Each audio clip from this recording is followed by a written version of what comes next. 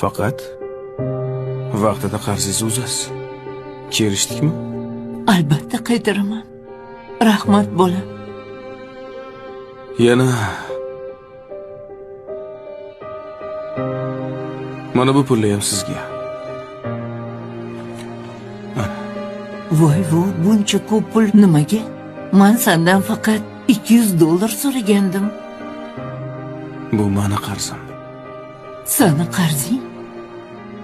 Bolaligimda kasal bo'lganimda uxlamasdan chiqqansiz, esizdami? Uyqusiz o'tkazgan tunlaringiz haqqi. Bu pullar shularni bittasiga yetsa koshki edi. Voy bolam, puling o'zingga buyursin. Men mingdan ming roziman. Menga sog' salomat yursang, shuni o'zi katta baxt. Ha, onam. Mani yana bitta qarzim bor. Yana qanaqa qarz? Bu qarzni hali ko'pchilik uzolgani yo'q.